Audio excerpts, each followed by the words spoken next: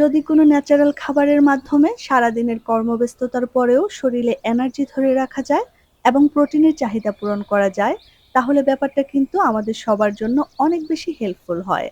আসসালামু আলাইকুম দর্শক, সবাইকে জানাচ্ছি আন্তরিক শুভেচ্ছা। আজ আমি আপনাদের সাথে শেয়ার করব আমার পরিবারের সবার পছন্দের একটা খাবার, natural energy booster dry fruits halwa recipe, কিংবা ড্রাই ফ্রুটস বারও বলতে পারেন। খেজুর, কিশমিশ, মধু এবং বিভিন্ন ধরনের বাদাম দিয়ে এটি তৈরি করা হয় বলে এটি কিন্তু আমাদের শরীরে ইনস্ট্যান্ট এনার্জি নিয়ে আসে এবং প্রোটিনের চাহিদা পূরণ করে। আশা করছি আজকের রেসিপি আপনাদের সবার ভালো লাগবে। আর রেসিপি ভালো লাগলে এরকম আরও রেসিপি পেতে আমার চ্যানেলটি সাবস্ক্রাইব করে পাশে থাকবেন। রেসিপিটি তৈরি করার জন্য আমি এখানে 500 গ্রাম পরিমাণ খেজুর ধুয়ে পরিষ্কার করে নিয়ে নিয়েছি। আমি একটু নরম টাইপের খেজুর নিয়েছি। সবগুলো খেজুরের মাঝখান থেকে বিচিটা বার করে নিয়ে আমি একটা স্মুথ পেস্ট তৈরি করে নেব। ব্লেন্ডারে দিয়ে কিংবা শিলপাটায় বেটেও এরকম একটা স্মুথ পেস্ট তৈরি করে নিতে পারবেন। আমি এখানে আরও নিয়ে নিয়েছি 250 গ্রাম পরিমাণ কিশমিশ। কিশমিশগুলোকেও আমি খুব ভালোভাবে ধুয়ে পরিষ্কার করে এরকম একটা স্মুথ পেস্ট তৈরি করে নিয়েছি। আর নিয়েছি কিছু বিভিন্ন ধরনের বাদাম, কিছু কাঠবাদাম, কিছু কাজু বাদাম, পেস্তা বাদাম এবং নিয়েছি কিছু চীনা বাদাম।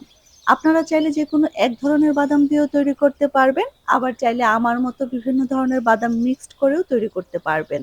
বাদামগুলোকে আমি একটা ছুরির সাহায্যে এরকম ছোট ছোট টুকরো করে কেটে নিয়েছি। এখন এগুলোকে ঘি দিয়ে হালকা ব্রাউন কালার করে ভেজে নেব। এজন্য চুলায় একটা প্যান বসিয়ে দিয়ে দিয়েছি 2 টেবিল চামচ পরিমাণ ঘি। ঘিটা গরম হয়ে গেলে দিয়ে দেব কেটে রাখা বাদামগুলো। মিডিয়াম তাপে 4 থেকে 5 মিনিটের মতো নেড়েচেড়ে হালকা ব্রাউন কালার করে ভেজে নিতে হবে। বাদামগুলো ভাজা হয়ে গিয়েছে। দেখতেই পাচ্ছেন বাদামগুলোতে সুন্দর একটা কালারও চলে এসেছে। আর ঘি দিয়ে ভাজার কারণে বাদামগুলো থেকে কিন্তু খুব সুন্দর একটা ফ্লেভারও আসছে। এখন আবারও সেই একই প্যানের মধ্যে দিয়ে দেব 2 টেবিল চামচ পরিমাণ ঘি। ঘিটা ভালোভাবে গরম হয়ে গেলে দিয়ে দেব ব্লেন্ড করে রাখা খেজুর আর কিশমিশের মিশ্রণ।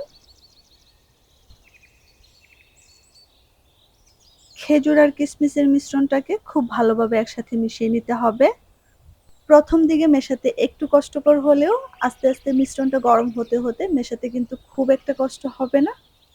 খেজুর আর কিশমিশের মিশ্রণটাকে একসাথে ভালোভাবে মিশিয়ে নিয়ে এটাকে মিডিয়াম লোতে 3 থেকে 4 মিনিটের মতো রান্না করতে হবে। আর এই রান্নাটা করার ক্ষেত্রে শুরু থেকে শেষ পর্যন্ত চুলার তাপমাত্রা কিন্তু মিডিয়াম লোতে থাকবে।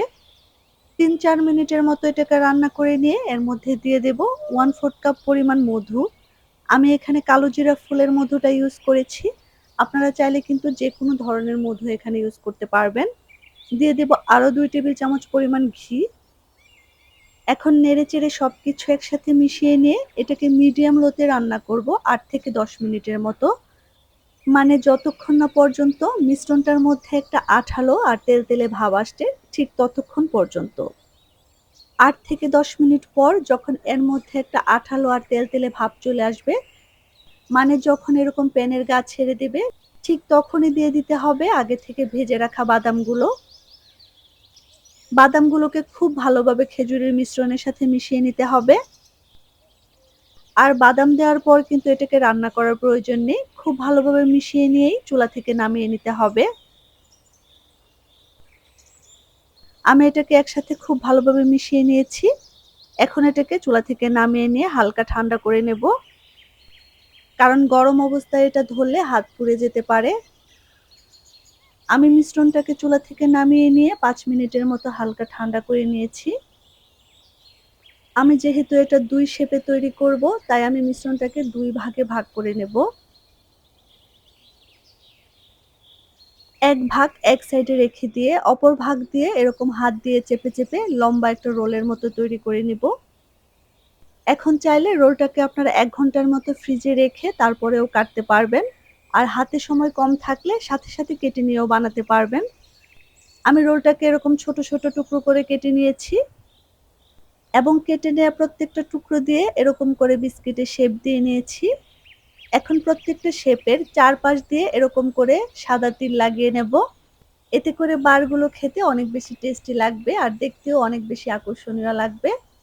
আর তিলগুলোকে কিন্তু আমি হালকা করে ভেজে নিয়েছিলাম।